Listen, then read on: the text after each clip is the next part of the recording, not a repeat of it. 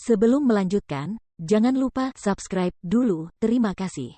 Bab 83, Ye Mei.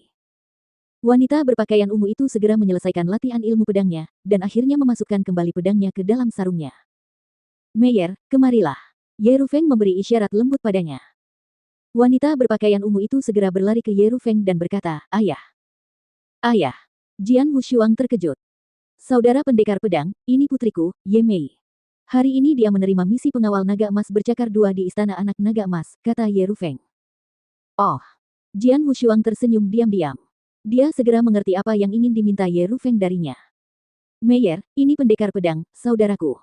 Karena kau bersikeras melakukan misi ini, aku meminta pendekar pedang untuk menemanimu.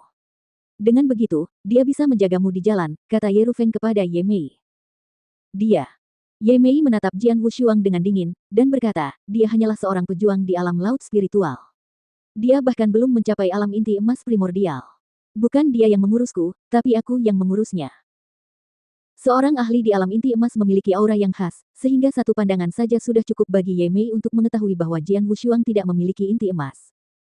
"Kau tidak mengerti. Saudara pendekar pedang adalah murid Istana Naga," jawab Ye Rufeng. "Seorang murid Istana Naga." Ye Mei sedikit terkejut dan melirik Jian Wushuang lagi. Namun yang terjadi kemudian adalah dia mencibir lagi sebelum berkata, "Memangnya kenapa? Bahkan jika dia memiliki banyak bakat, dia masih di alam laut spiritual. Jika dia menggunakan kekuatan penuhnya, dia hanya setara dengan seseorang di alam inti emas awal. Bagaimana dia memenuhi syarat untuk mengurusku?" Begitu kata-kata itu diucapkan Ye Mei, dia langsung meninggalkan ruang rahasia itu, bahkan tidak berbicara sepatah kata pun kepada Jian Wushuang dan Ye Rufeng. Dia adalah Ye Rufeng tampak sedikit canggung, lalu dia cepat-cepat meminta maaf, "Maaf saudara pendekar, putriku sangat tidak sopan." "Tidak apa-apa," Jian Wushuang menggelengkan kepalanya dan menjawab. Dia sama sekali tidak marah. Meyer adalah gadis yang keras kepala dan sombong. "Tapi, ini salahku," kata Ye Rufeng, lalu mendesah pelan. "Ibunya meninggal saat Meyer masih kecil. Sebagai ayahnya dan seorang utusan naga emas, saya menghabiskan sebagian besar waktu saya untuk mengurus urusan publik. Karena itu, saya gagal merawatnya dengan baik. Selama bertahun-tahun, dia mengurus dirinya sendiri. Saya rasa itu membantu membentuk kepribadiannya saat ini." "Begitu ya?" Jian Wushuang mengangguk lalu bertanya, "Duta Besar Ye, tujuan kedatanganmu hanya untuk membantunya dalam misi?" "Ya." Ye Rufeng melanjutkan, "Meyer terlalu sombong. Dia sangat ingin menjadi pengawal naga emas bercakar 2, tetapi dia baru mencapai alam inti emas primordial setengah bulan yang lalu.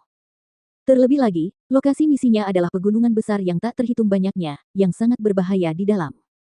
Mengingat dia bisa mengalami kecelakaan, aku mencoba menghentikannya, tetapi dia tidak mau mendengarkanku. Namun, pada saat itu, kamu datang."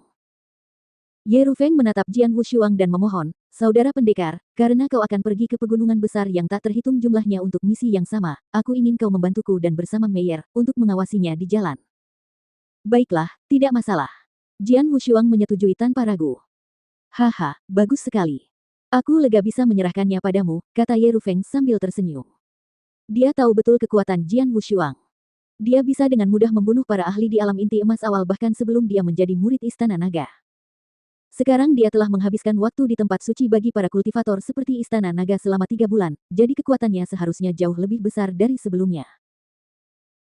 Keesokan harinya, di luar Moon Heart City, 8 orang yang menerima misi pengawal naga emas bercakar 2 semuanya telah tiba. Di antara mereka, hanya Jian Wushuang yang berada di alam laut spiritual. Jadi tentu saja dia menonjol dari kerumunan. Mengapa ada prajurit di alam laut spiritual di sini? Siapa yang membawanya ke sini? Menjalankan misi pengawal naga emas bercakar 2 dengan seseorang di alam laut spiritual. Apakah ini lelucon? Beberapa mata setajam pisau menatap tajam ke arah Jian Wushuang. Beberapa dari mereka bahkan berteriak padanya. Sudah menjadi rahasia umum bahwa misi pengawal naga emas bercakar 2 sangatlah berisiko. Bahkan jika mereka semua berada di alam inti emas primordial, misi tersebut tetap akan menjadi tantangan yang cukup besar. Belum lagi sekarang, dengan seseorang di alam laut spiritual yang menyeret mereka ke bawah.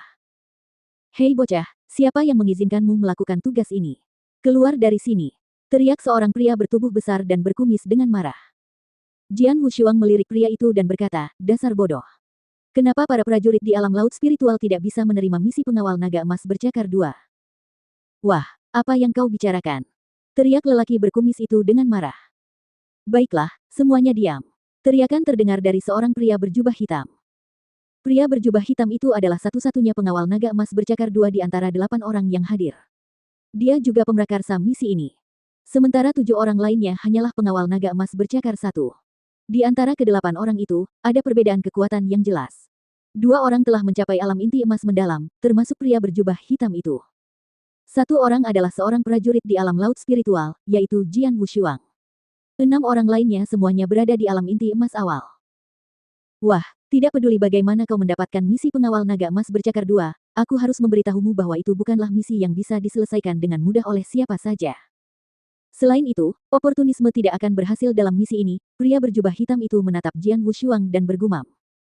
Selain itu, misi ini diprakarsai olehku. Jadi aku dapat memberitahu kalian dengan jelas, meskipun kalian bertujuh menerima misi secara bersamaan, paling banyak hanya 5 orang yang dapat menyelesaikan tugas tersebut. Dengan kata lain, 2 dari kalian ditakdirkan untuk gagal dalam misi ini. Dan Anda harus mengandalkan kekuatan Anda sendiri untuk memutuskan apakah Anda bisa menjadi salah satu dari ke-5 orang yang menyelesaikan tugas tersebut. Mendengar ini, semua orang yang hadir tampak serius, kecuali Jian Wushuang. Kau dengar itu, nak? Hanya 5 orang yang bisa menyelesaikan tugas itu. Kau hanya berada di alam laut spiritual. Apa kau pikir kau bisa menyelesaikan misi itu? Sungguh konyol. Teriak pria bertubuh besar berkumis itu sambil mencibir. Itu bukan sesuatu yang bisa kau putuskan. Jawab Jian Wushuang, bahkan tanpa meliriknya. Anak yang sombong sekali. Tunggu saja, kau akan punya kesempatan untuk bersikap sombong begitu misi dimulai, kata pria berkumis itu dengan dingin. Jika semuanya sudah siap, maka mari kita berangkat. Begitu pria berjubah hitam itu mengucapkan ini, 8 prajurit itu berangkat menuju pegunungan besar yang tak terhitung jumlahnya. Dalam perjalanan, wanita berpakaian ungu, Ye Mei, berjalan mendekati Jian Wushuang. Bukankah sudah kubilang aku tidak butuh siapapun untuk menjagaku? Bisik Ye Mei. Aku berutang budi pada ayahmu. Terlebih lagi, aku juga mengemban misi ini, jadi aku hanya perlu mengawasimu di saat yang tepat, jawab Jian Wushuang. Hanya dengan kekuatanmu. Kau seharusnya mengutamakan keselamatanmu sendiri, karena aku tidak ingin kau lari kepadaku saat kau dalam bahaya, kata Ye Mei, lalu mencibir. Jangan khawatir. Jika aku dalam bahaya, maka kau pasti sudah mati jauh sebelum itu, kata Jian Wushuang. Mendengar apa yang dikatakan Jian Wushuang, Ye Mei setengah memejamkan matanya. Ketidaksukaannya terhadap Jian Wushuang semakin kuat. Aku tidak percaya bahwa murid-murid legendaris di Istana Naga begitu sombong sepertimu. Setelah menyelesaikan kata-katanya, Ye Mei mempercepat langkahnya dan meluncur di depan Jian Wushuang.